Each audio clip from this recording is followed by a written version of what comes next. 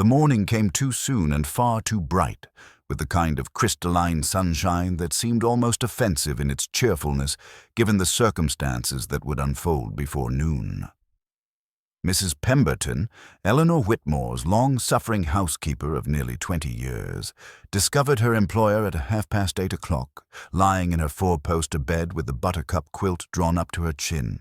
her face composed as though she were merely sleeping, her skin already taking on that peculiar waxy quality that death imparts within hours of arrival. For several seconds, Mrs. Pemberton simply stood in the doorway, her mind refusing to process what her eyes were telling her, and then a sound emerged from her throat.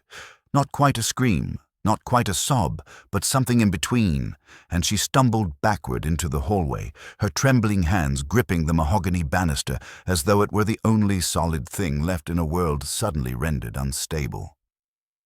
By 9:00, Dr. Finch had been summoned and had made his examination with the professional efficiency of a man who had seen death in many forms, though his usual composure seemed somewhat shaken as he drew the quilt carefully back over Eleanor's still face and turned to address the gathering crowd of servants and concerned villagers who had already begun to assemble.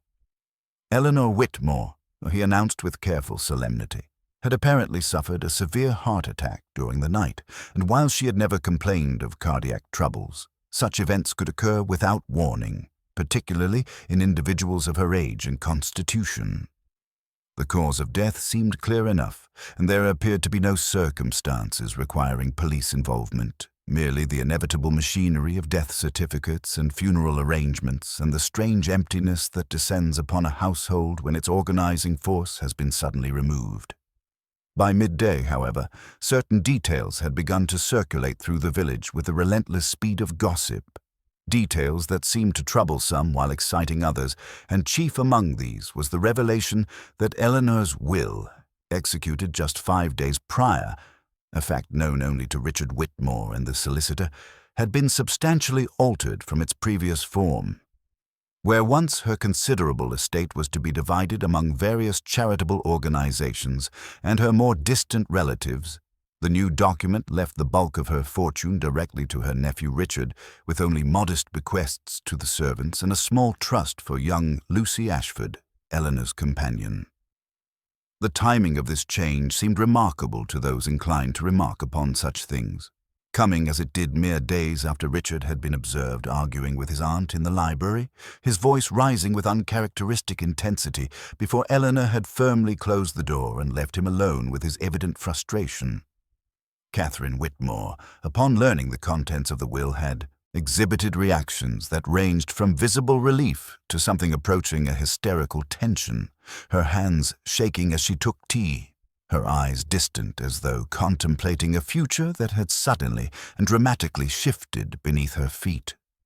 Miss Marple, who had attended to all of this information with her characteristic air of gentle interest, received the news with the same unruffled composure she brought to everything, though she did note with some care the precise moment when Richard Whitmore was informed of his inheritance, the way his face had cycled through shock, satisfaction, and something that might almost have been regret before settling into an expression of dutiful sorrow. The funeral was arranged for the following Thursday, a date that would allow for relatives to travel and for the village to properly observe the protocols of mourning,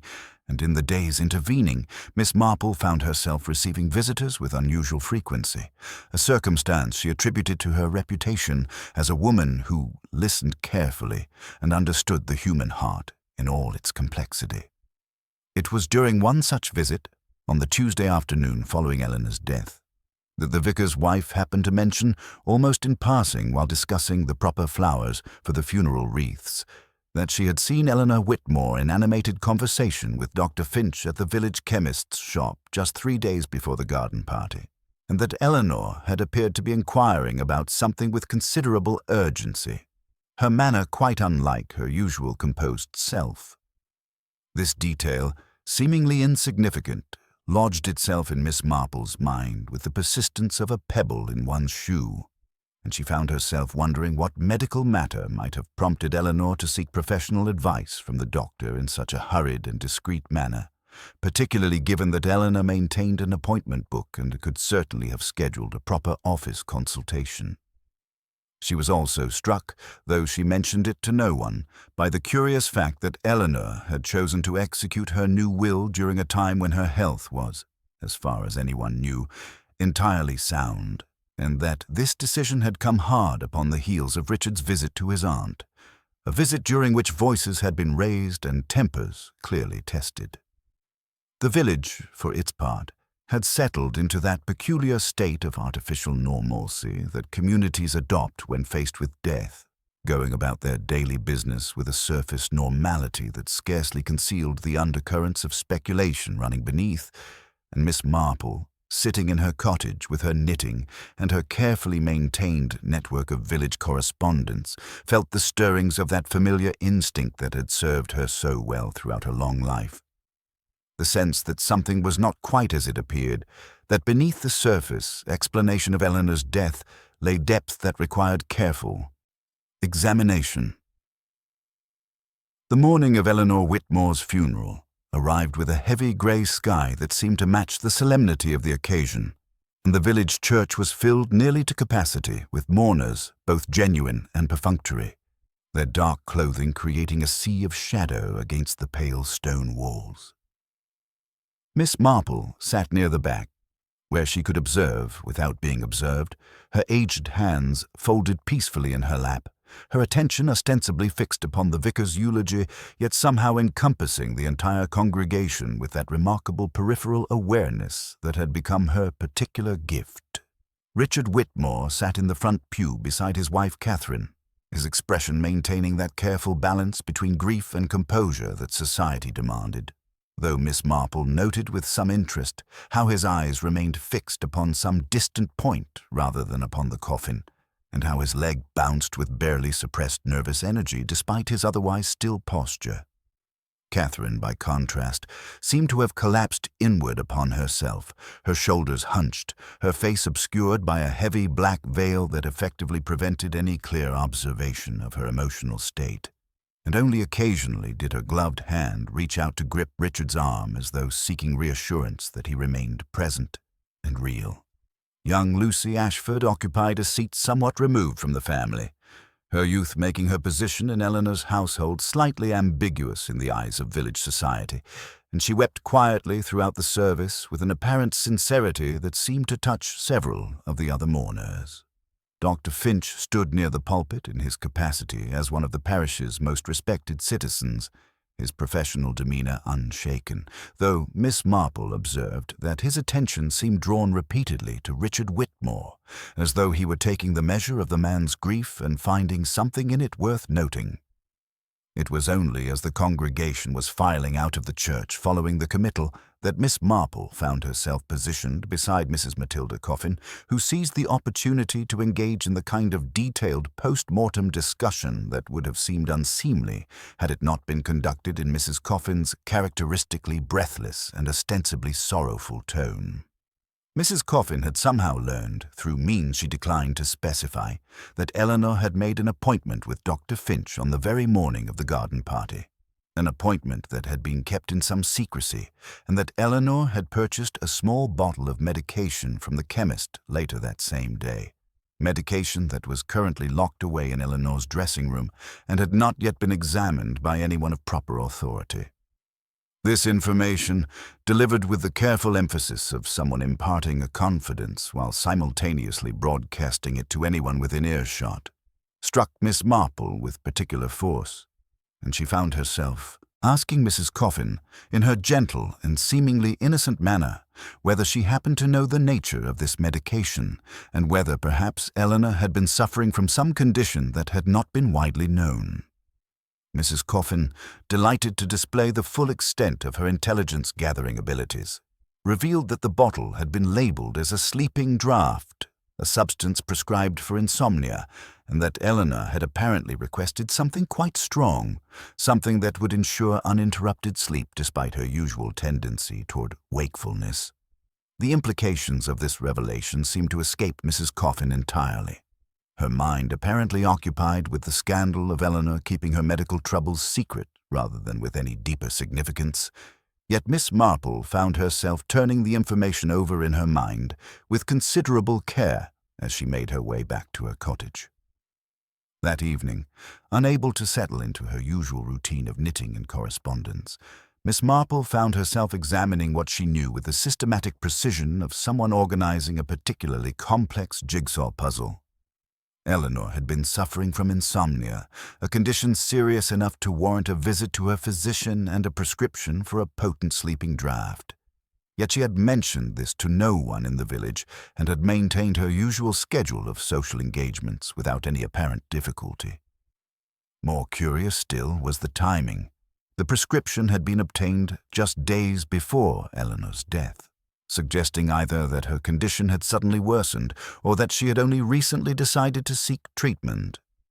The new will, executed so hastily, suddenly seemed less like a random act of generosity toward her nephew and more like the action of someone settling their affairs, someone preparing for something, though Miss Marple could not quite articulate what that something might be.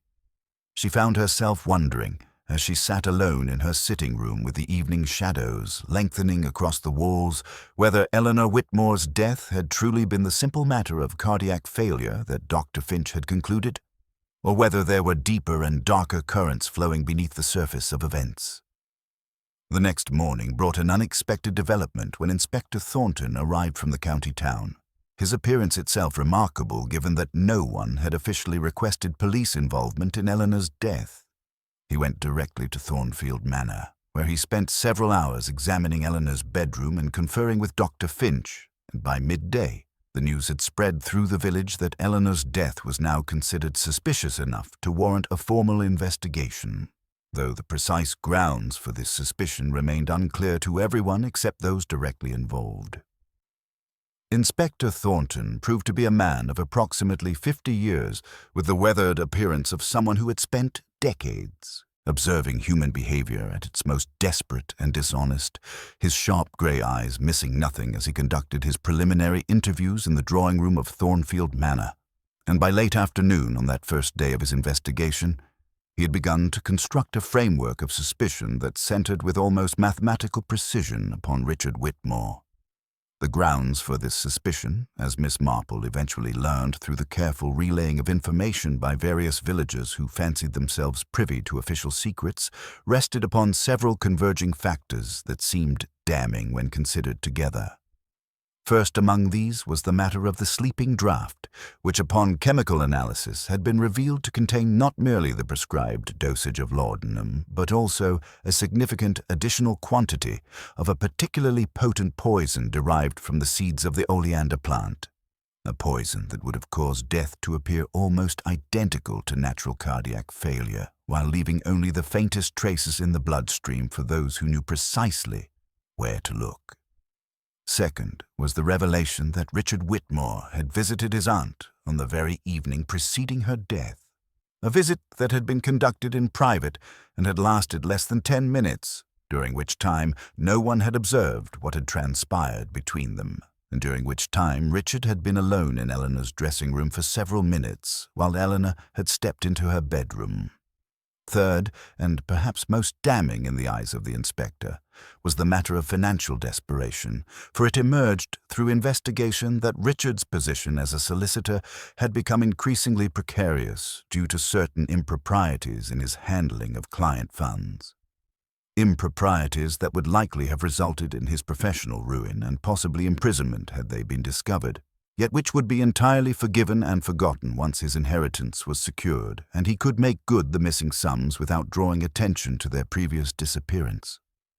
As these facts accumulated and were discussed with hushed intensity throughout the village, Richard Whitmore's position transformed from that of a sympathetic nephew grieving an elderly relative to that of a prime suspect in what was now definitively a murder investigation.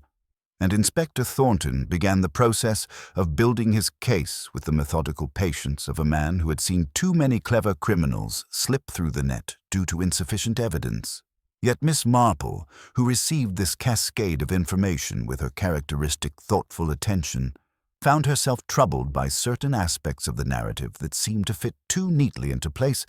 like pieces of a puzzle that had been forced together despite not quite matching in shape or substance. She had known Richard Whitmore since he was a boy, had observed him grow into manhood, and while she harbored no illusions about human nature and understood perfectly well that even seemingly decent people were capable of terrible acts when sufficiently motivated, something in the totality of the evidence against him struck her as being almost too obvious, too readily apparent, as though someone had carefully arranged all the pieces of circumstantial evidence with the intention that they should be found and interpreted in a very particular way. It was this thought that occupied her mind when, on the third day of the investigation, she received an unexpected visitor in the form of Helen Finch, the doctor's divorced daughter, who arrived at Miss Marple's cottage with an air of barely suppressed distress and a determination to speak with someone who might actually listen rather than simply accept the prevailing narrative. Helen, who had been staying at her father's house since her return to the village, had overheard a conversation between her father and the inspector that had troubled her deeply, a conversation in which her father had carefully described his observations regarding Eleanor's condition and the nature of the medication he had prescribed, yet in which certain details had been presented in ways that seemed, to Miss Marple, as Helen recounted them, deliberately configured to incriminate Richard while simultaneously protecting someone else. The medication, Helen explained with careful precision, had been prescribed in a particular manner, not in a sealed bottle, but in an open container that Eleanor had been instructed to transfer to her own personal bottles once she arrived home. A common practice, but one that left ample opportunity for someone with access to Eleanor's dressing room to tamper with the contents before Eleanor ever placed it in the bottle she kept by her bedside. Moreover, Helen had happened to observe her father leaving Thornfield Manor on the afternoon of Eleanor's death, an afternoon during which, according to the official timeline, he had supposedly been attending to his practice in the village, and she had noticed that he carried with him a small leather case of the type he used when making house calls, though he had made no mention of visiting Eleanor that day, and no one had reported summoning him to the manor. This revelation, delivered with the apparent reluctance of a daughter torn between loyalty to her father and loyalty to truth, struck Miss Marple with the force of a revelation, and she found herself looking at the carefully constructed case against Richard Whitmore with an entirely new perspective, seeing in it not the work of an inspector following evidence, but rather the work of someone who had deliberately manipulated evidence and shaped narrative in order to direct suspicion away from the true perpetrator and toward a convenient scapegoat. It occurred to her, sitting there in her small sitting room with Helen Finch's frightened eyes, searching hers for reassurance and guidance, that the village contained depths of deception that went far beyond the simple matter of a nephew murdering his aunt for money, and that whatever secrets had been hidden before Eleanor's death, they were now in danger of being buried forever beneath the weight of official investigation and accepted suspicion. After Helen Finch departed, leaving behind her a trail of anxiety and unspoken gratitude, Miss Marple sat motionless in her chair for nearly an hour, her knitting forgotten on the side table, her mind working through the implications of what she had learned with the careful deliberation of a woman who understood that one false step could result in grave injustice. The picture that emerged from her contemplation was far more complex and far more troubling than the straightforward narrative of familial greed that Inspector Thornton had so assiduously constructed, for it suggested that Dr. Finch himself occupied a position at the very center of events, not as a disinterested physician, but as someone with motivations and secrets of his own that went to the very heart of Eleanor Whitmore's death. What those motivations might be required careful investigation, and Miss Marple found herself drawing upon years of accumulated village knowledge to reconstruct the relationships and histories that might illuminate the doctor's behavior. Dr. Finch and Eleanor Whitmore had, she recalled with some effort, been childhood acquaintances, their families having known one another in that distant past when both were young, and the future seemed full of infinite possibility. More significantly, there had been a brief period, some 30 years prior, when rumors had circulated through the village suggesting that a romance of some intensity had existed between them, a romance that had apparently ended rather abruptly when Eleanor had chosen instead to marry Thomas Whitmore, a man of considerable wealth and social standing, while Dr. Finch had married shortly thereafter in what many had characterized at the time as a marriage of convenience rather than affection. Miss Marple had always suspected that Dr. Finch's wife, who had died some 15 years previously, had been chosen more for her solid respectability than for any genuine passion, and that the doctor had carried through the decades a residual attachment to Eleanor that had never entirely faded,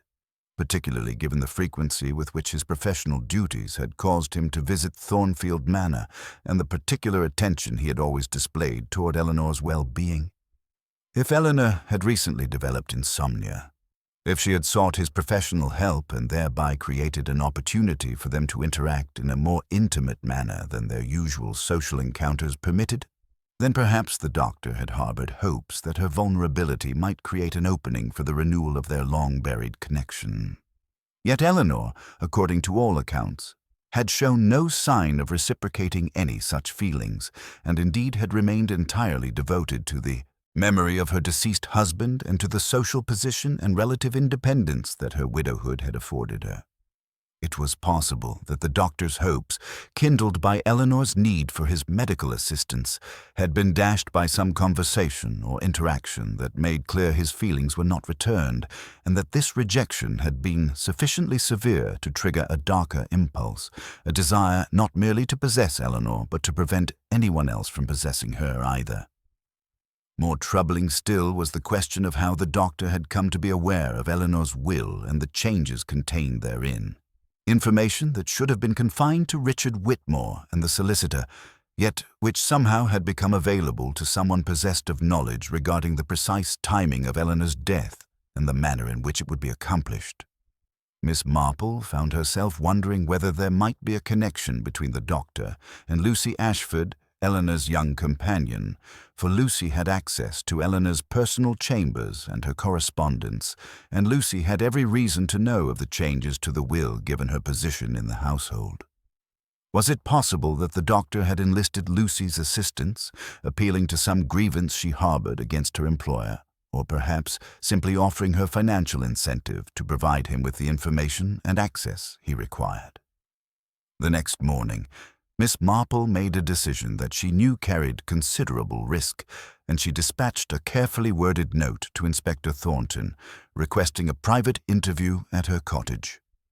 When the inspector arrived, accompanied by an air of skeptical curiosity regarding what an elderly village woman might possibly have to contribute to his investigation, Miss Marple proceeded with great care to lay out her observations and suspicions regarding Dr. Finch, presenting not accusations but rather carefully reasoned questions that suggested alternative lines of inquiry that he might wish to pursue. She spoke of the doctor's historical connection to Eleanor, of his presence at Thornfield Manor on the afternoon of her death, despite his claims to the contrary, of the suspicious nature of his testimony regarding the medication and its manner of prescription, and of the curious fact that Helen Finch had been willing to betray her own father's confidence in order to speak with her. Inspector Thornton listened with the expression of a man hearing theories he had already considered and dismissed, and when Miss Marple had finished her careful presentation, he responded with a coldness that suggested she had ventured into territory where she was neither welcome nor appreciated. The case against Richard Whitmore, he informed her with bureaucratic finality, was solid and would stand up in court, and he had no interest in pursuing wild theories based upon village gossip and psychological speculation when he possessed concrete evidence of motive, means, and opportunity. The doctor, he added with clear dismissal, was a respected member of the community with no apparent motive for murder, and to suggest otherwise without substantial evidence would be both irresponsible and potentially libelous. As Inspector Thornton departed, leaving behind him an air of official dismissal that seemed to close the door definitively upon any alternative investigation, Miss Marple understood with perfect clarity that she had encountered the fundamental limitation of official authority, which is that it prefers the neat and obvious solution to the complicated and troubling truth. The rejection of her theory by Inspector Thornton did not discourage Miss Marple, but rather galvanized her into a more subtle and determined course of action. For she had learned long ago that official channels frequently proved inadequate to the task of uncovering truth, and that the most effective investigations were often those conducted quietly and without fanfare by those willing to observe carefully and think deeply about the significance of small details. Over the following week, while Richard Whitmore remained under arrest pending his trial, and while the village settled into that peculiar state of anxious anticipation that precedes a major scandal, Miss Marple began her own careful examination of the facts surrounding Eleanor's death, approaching the problem not as a detective bound by procedures and protocols, but as an elderly woman whose long life had given her profound insight into human motivation and behavior. She found herself making certain visits that might have seemed innocuous to any observer, but which were in fact carefully calculated to gather information and to observe reactions, beginning with a call upon Mrs. Pemberton, Eleanor's housekeeper, whom she invited to tea and questioned with the gentle persistence that was her particular skill regarding the household routines and the movements of various people on the day of Eleanor's death. Mrs. Pemberton, grateful for the attention and the implicit validation that her years of service to Eleanor had not been forgotten in the village's current fixation upon scandal, provided a detailed chronology of the afternoon and evening preceding Eleanor's death, a chronology that revealed several significant details that had apparently escaped Inspector Thornton's notice. Most notably, Mrs. Pemberton recalled that Dr. Finch had indeed visited Thornfield Manor on the afternoon in question, not in his official capacity, but rather ostensibly to discuss some matter of business regarding a charitable fund to which Eleanor had long contributed, and that he had spent approximately 30 minutes in Eleanor's private study, a length of time that seemed excessive for a mere charitable discussion. Furthermore, Mrs. Pemberton revealed that on that same evening, after Richard had departed and Eleanor had retired to her bedroom, Lucy Ashford had been observed carrying fresh flowers to Eleanor's dressing room, flowers that had been supplied by Dr. Finch's own garden and that Eleanor had supposedly requested, a detail that seemed to Miss Marple to be laden with significance, given that Lucy would have had perfect opportunity to handle Eleanor's medication bottle while arranging these flowers in the proximity of Eleanor's dressing table. Armed with these observations, Miss Marple next contrived to encounter Lucy Ashford at the village market, where she engaged the young woman in conversation with the appearance of casual friendliness, while in fact conducting what amounted to a careful interrogation regarding Lucy's relationship with Dr. Finch and her knowledge of Eleanor's medical condition. Lucy, caught off guard by Miss Marple's gentle but persistent questioning, revealed more than she perhaps intended, speaking of how the doctor had been kind to her since her arrival in the village, how he had seemed to take a particular interest in her well-being, and how he had recently spoken to her of his loneliness and his long-buried attachment to Eleanor, asking Lucy, somewhat obliquely, whether she believed Eleanor might ever have returned his affections had circumstances been different. The conversation had left Lucy troubled and confused, uncertain whether the doctor was merely seeking sympathy or whether he was somehow attempting to recruit her as an ally in some scheme that she did not fully understand. And his subsequent request that she provide him with information regarding Eleanor's medication and her bedroom routine had struck her as sinister enough that she had begun to fear she had inadvertently become entangled in something far darker than she had comprehended. This revelation, delivered with genuine distress and remorse, suggested to Miss Marple that Lucy had indeed assisted Dr. Finch, whether knowingly or unknowingly, in his access to Eleanor's medication, and that the doctor had carefully manipulated the young woman's vulnerability and gratitude into complicity. Armed now with a clearer picture of events, Miss Marple found herself facing a crucial decision, for she possessed what amounted to compelling circumstantial evidence of Dr. Finch's guilt. Yet this evidence was not of the sort that would satisfy official investigation, or that could be presented in a courtroom without raising serious questions about her own methods and motivations. What she needed was a confession, or at the very least some action or reaction from Dr. Finch that would provide objective evidence of his guilt and would demonstrate to Inspector Thornton that his investigation had taken a fundamentally wrong turning. It was with this objective in mind that Miss Marple composed a carefully worded letter to Dr. Finch, a letter that did not accuse but rather suggested, that did not threaten but rather implied, and that made clear that she possessed knowledge that could only have come from someone aware of precisely what had occurred on the afternoon of Eleanor's death. She invited him to tea, framing the invitation as though she merely wished to discuss certain medical matters of interest to a woman of her age, and she waited with the patience of someone accustomed to the slow unfolding of truth to observe what response her letter would provoke. Dr. Finch arrived at Miss Marple's cottage on a grey afternoon when the light seemed peculiarly reluctant to illuminate the world, carrying with him an air of barely suppressed tension that manifested in the rigid set of his shoulders and the overly careful manner in which he removed his coat and accepted the cup of tea that Miss Marple offered with her characteristic gentleness. She had arranged the sitting room with particular attention to comfort, positioning the chairs so that they faced one another across the small table where she habitually took her tea, and she had ensured that the late afternoon light fell in such a way that his expressions would be visible to her, while her own face remained somewhat shadowed and therefore less readable.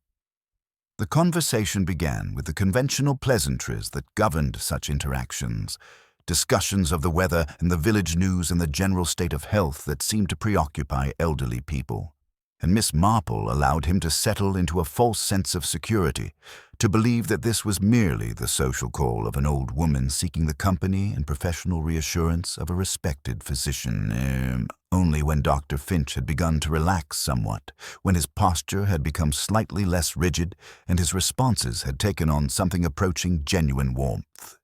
did Miss Marple shift the conversation with the subtle precision of a skilled musician, modulating from one key to another, moving from the general to the specific with the utmost delicacy. She spoke of Eleanor Whitmore with genuine affection, reminiscing about their long acquaintance and the particular qualities that had made Eleanor such a notable figure in village life, and she watched carefully as the doctor's expression shifted at the mention of Eleanor's name, watched as something that might have been pain or regret or perhaps something darker flickered across his features before he could control it. Then, with the appearance of idle curiosity, Miss Marple mentioned that she had been thinking a great deal about Eleanor's final days, about the decisions Eleanor had made and the people she had turned to for counsel during what must have been a difficult period, and she wondered aloud whether Dr. Finch, as Eleanor's physician and oldest friend, had perhaps provided her with guidance during this time of insomnia and apparent emotional distress. The question, phrased with such apparent innocence, caused a visible reaction in the doctor, a tightening around his eyes and a subtle tremor in his hand as he replaced his teacup upon its saucer, and Miss Marple pressed forward with gentle relentlessness, noting that it seemed Eleanor had been quite troubled in her final weeks, quite preoccupied with matters that went beyond merely physical health, and that it was perhaps understandable that she might have confided in someone she had known so long and trusted so deeply. Dr. Finch's response came with the quality of something that had been dammed up for too long and could no longer be contained, his voice beginning quietly but gathering intensity as he spoke of his long devotion to Eleanor, of the years he had carried his love in silence, of the bitter disappointment of watching her choose another man, of the resignation he had eventually achieved, and of the cruel hope that had flared within him when Eleanor had finally reached out to him in her vulnerability, seeking his medical assistance, creating between them an intimacy that had seemed for a brief moment to offer the possibility of something beyond merely professional relationship. His voice took on a harder edge as he described the conversation in which he had finally allowed himself to speak of his feelings, to suggest that Eleanor's widowhood and his own long years of solitude might have created an opportunity for them to find happiness together, and the crushing rejection that had followed Eleanor's kind but absolute refusal, her statement that she valued him as a friend but could never regard him as anything more, her evident discomfort at his declaration.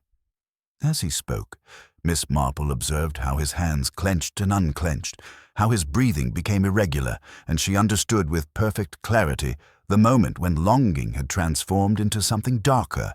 when the doctor's love had curdled into a terrible resolve. When he had decided that if he could not possess Eleanor, then no one would, that she would not grow old with another man, would not share her substantial fortune with some unworthy heir, would not continue to reject him with the polite firmness that was so characteristic of her. She listened as he described, with the quality of someone unburdening himself of a terrible weight, how he had carefully prepared the poison, how he had tampered with the medication under the pretense of ensuring Eleanor's comfort,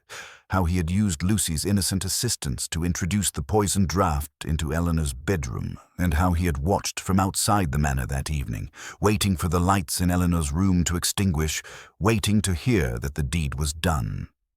By the time Dr. Finch had finished his confession, the grey afternoon light had faded into early evening, and the doctor seemed to have diminished somehow, as though the unburdening of his terrible secret had drained from him some essential vitality, leaving behind only a hollow shell of the man he had been. Miss Marple, her expression containing neither judgment nor triumph, but rather a profound sadness at the weakness of human nature and the terrible consequences of untempered passion, rose from her chair with the deliberate movements of age, and reached for the telephone to summon Inspector Thornton. Inspector Thornton arrived at Miss Marple's cottage within the hour, his skepticism visibly transforming into something approaching shock as Dr. Finch, with the resignation of a man who had surrendered all pretense and all hope, reiterated his confession in the presence of the inspector and 2 constables who had accompanied him. The doctor seemed almost relieved to finally lay bare the details of his crime, to acknowledge the deliberate poisoning of Eleanor Whitmore, and to confirm the role that both Lucy Ashford and Miss Marple's own investigative intuition had played in bringing the truth to light. And there was something almost cathartic in his surrender, as though the burden of maintaining his deception had become heavier than any consequence that official justice might impose. As the constables led Dr. Finch away, his head bowed and his shoulders slumped in the posture of utter defeat, Inspector Thornton turned to Miss Marple with an expression that mingled professional embarrassment with grudging respect, acknowledging with evident difficulty that her theories, which he had dismissed with such certainty just days before, had in fact been correct in their fundamental substance, and that his investigation had indeed been pursuing the wrong perpetrator with the wrong evidence. The inspector's admission of error, while clearly uncomfortable for a man accustomed to the authority that his position conferred, was delivered with the honesty of someone who recognized that truth mattered more than professional pride, and he assured Miss Marple that appropriate steps would immediately be taken to secure Richard Whitmore's release and to initiate proceedings that would clear his name of all suspicion in Eleanor's death. The news spread through the village with remarkable speed, traveling on the wings of gossip and speculation faster than any official announcement could have accomplished, and the collective realization that Richard Whitmore had been innocent all along, that he would be freed from the terrible accusation that had hung over him like a sword of Damocles, created a strange mixture of relief and shame that seemed to settle over the community like autumn fog. Catherine Whitmore's reaction to the news of her husband's imminent exoneration was one of visible emotional release, as though she had been holding her breath for an extended period and could finally allow herself to exhale. And when Richard was formally released from custody the following morning, their reunion, conducted with the reserve that English custom demanded but that could not entirely conceal their genuine affection and relief, seemed to mark a turning point in their troubled marriage. The discovery that Richard's financial improprieties would now require address despite the fact that he was no longer suspected of murder created a new set of complications, yet the inheritance that was now indisputably his would more than cover the deficiencies in his professional accounts, and there seemed a fair probability that he might emerge from this terrible episode with both his marriage and his financial position somewhat stabilized. Lucy Ashford, whose involvement in the crime had been one of naive assistance rather than genuine culpability, was treated with considerable leniency by both the authorities and the village, for it was widely understood that she had been manipulated by a man she had trusted and had acted without genuine understanding of the consequences of her actions. She accepted her dismissal from Thornfield Manor with apparent relief, apparently grateful to escape the household that had become the site of such terrible events, and she made arrangements to return to London, where she had family connections and where she might hope to escape the notoriety that her involvement in the case had conferred upon her in the village. The village itself seemed to undergo a kind of catharsis as well, the terrible uncertainty of the preceding days giving way to a more settled understanding of events, even as the knowledge that one of their most respected and trusted citizens had been capable of such calculated violence could not help but shake certain assumptions about the nature of their community and the reliability of surface appearances. It was only in the days following Dr. Finch's arrest and confession that Miss Marple found herself approached by various villagers who seemed to wish to express gratitude for her role in uncovering the truth, to thank her for having the courage to pursue an investigation that official channels had abandoned, and to acknowledge that her patience and her deep understanding of human nature had accomplished what neither official authority nor forensic evidence had been able to achieve. These expressions of appreciation were received by Miss Marple with her characteristic modesty and her gentle deflection of credit, for she had learned long ago that taking satisfaction in the exposure of human weakness and wickedness was a dangerous thing, that the knowledge of how easily good people could be driven to terrible acts was a burden rather than a source of pride. When Inspector Thornton made a final visit to her cottage, ostensibly to provide her with official closure regarding the case, but in fact to engage her in a conversation that revealed his own deep reconsideration of his investigative methods and his willingness to acknowledge the limitations of official procedure, Miss Marple found herself extending to him the same gentle understanding that she extended to all of humanity, recognizing in him a man confronting the uncomfortable reality that certainty and authority did not always point toward truth, and that sometimes the most significant insights came from sources that official hierarchies were inclined to dismiss. The weeks following Dr. Finch's arrest unfolded with the peculiar quality of time that seems both accelerated and suspended, as the machinery of criminal justice ground forward with its ponderous inevitability, and Miss Marple found herself drawn into the formal proceedings that would culminate in Dr. Finch's trial, a trial that would necessarily expose to public scrutiny the most intimate details of his long unrequited love and the terrible consequences of his obsession. She was asked to provide testimony regarding her conversations with the doctor and her observations regarding the case, and she did so with the careful precision that she brought to all matters, presenting her findings not as accusations, but as reasoned conclusions drawn from careful observation of human behavior and circumstance. The trial itself, conducted in the county assizes with considerable attention from the press and the public, revealed with stark clarity the anatomy of Dr. Finch's crime and the psychological deterioration that had preceded his violent act. And the jury, presented with his own confession, supplemented by the physical evidence that now took on new significance in light of his admission of guilt, required less than 3 hours of deliberation before returning a verdict of guilty of murder in the first degree. The sentence of death by hanging was delivered with the solemn gravity that such pronouncements demanded, and though Dr. Finch received the verdict with the calm resignation of a man who had made peace with the inevitable consequences of his actions, the village seemed to shudder with the recognition that one of its own had been condemned to execution for a crime born of passion and despair.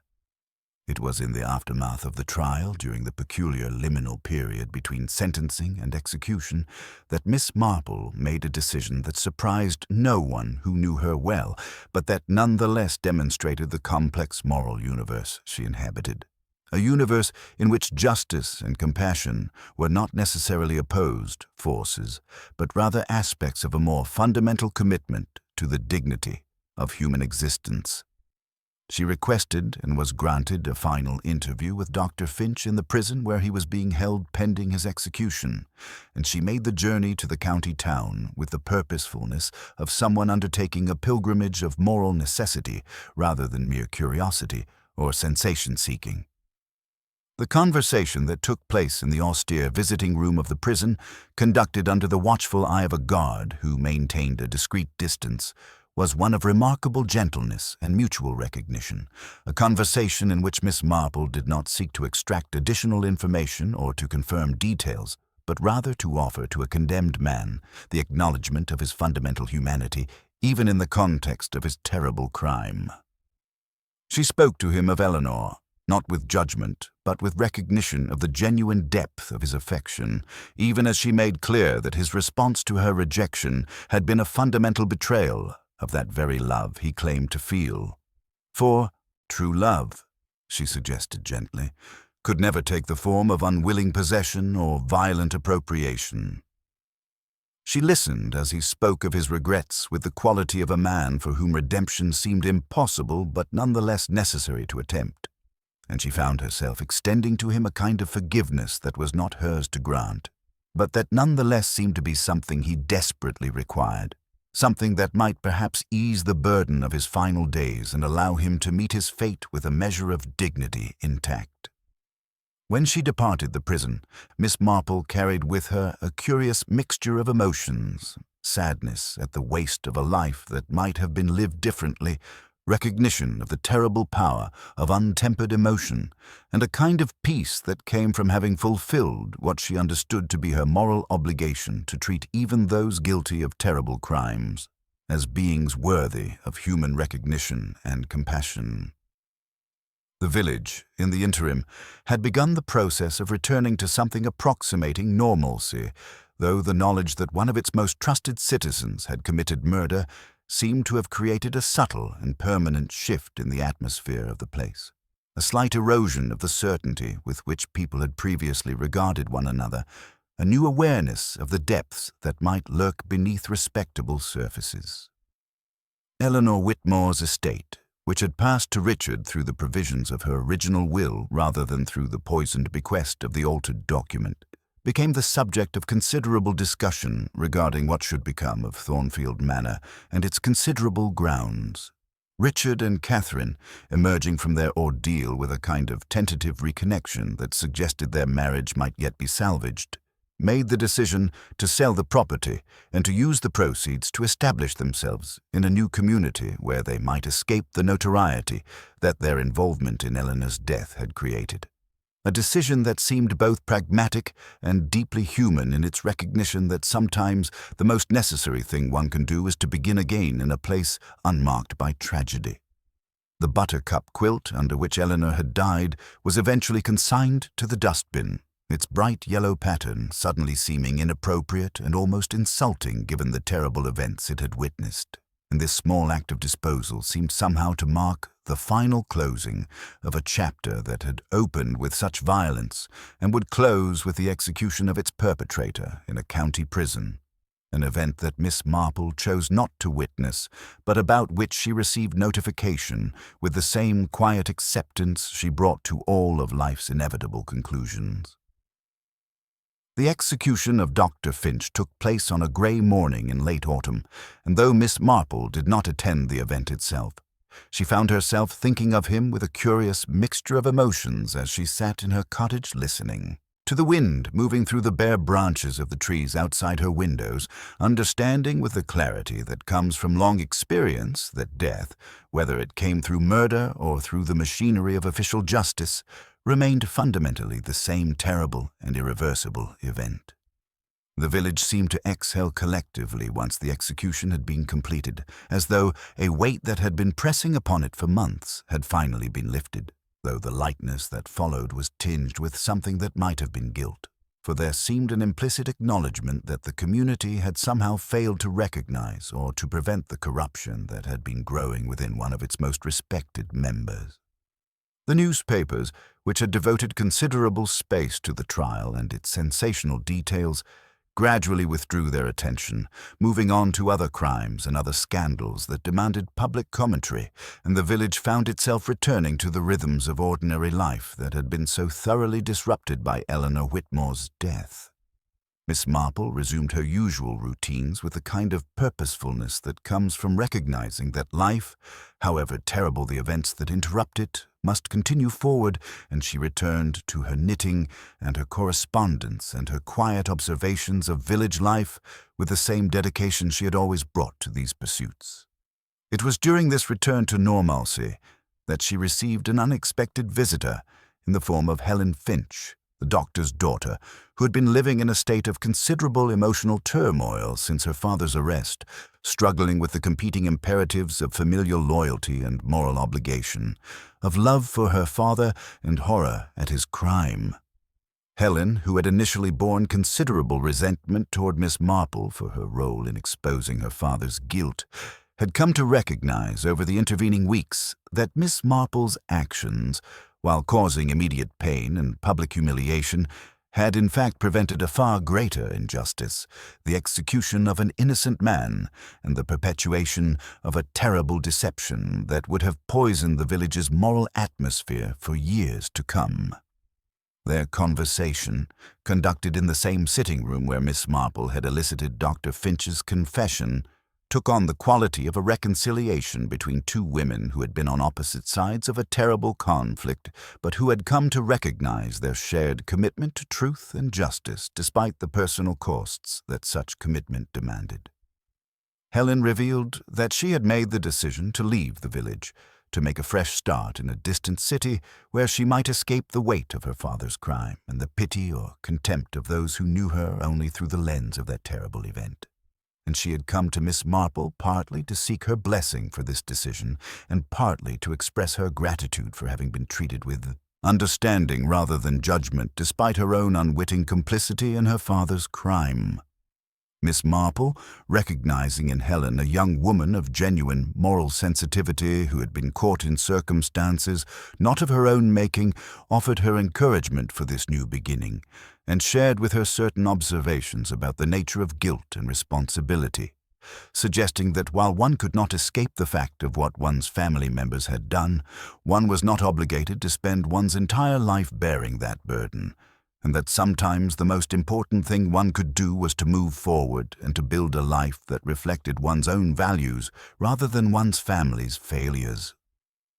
As autumn gave way to winter, the village took on that particular quality of dormancy and introspection that the season seemed to encourage, and Miss Marple found herself reflecting with the wisdom that comes from having witnessed human nature at its most terrible and its most noble on the lessons that the entire episode seemed to offer regarding the hidden complexities that lay beneath the surface of even the most apparently ordinary community.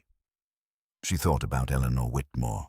whose death had served as the catalyst for the exposure of so much hidden pain and desperation, and she wondered whether Eleanor, who had been a woman of considerable emotional intelligence and perceptiveness, might have understood more about Dr. Finch's feelings than she had ever openly acknowledged, and whether his rejection might have been not merely an unwillingness to reciprocate his love, but a kind of compassionate refusal designed to spare him the extended pain of unrequited affection.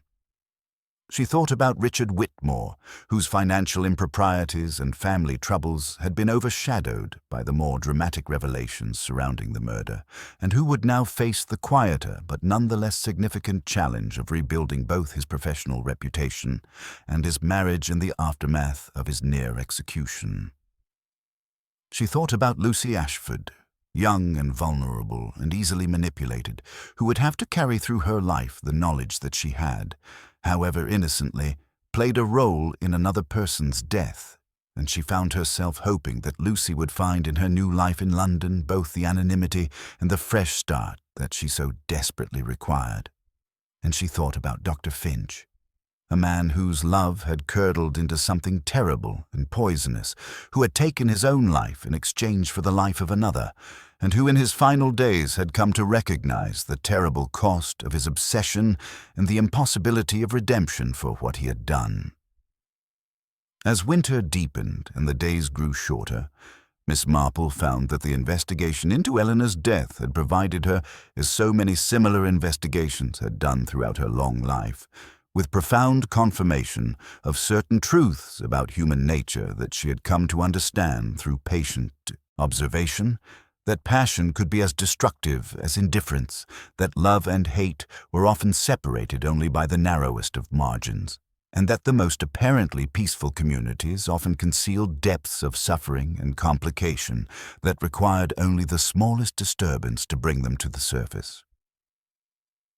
The year turned toward spring, bringing with it the renewal that the season promised, and Miss Marple found herself observing the changes in the village with the same attentive eye that she brought to all of life's transformations, noting how the bare branches gradually clothed themselves in green, how the gardens that had lain dormant through the winter months began to show signs of returning vitality, and how the human residents of the village seemed themselves to undergo a subtle rejuvenation as the days lengthened and the sun provided more generous illumination to the world.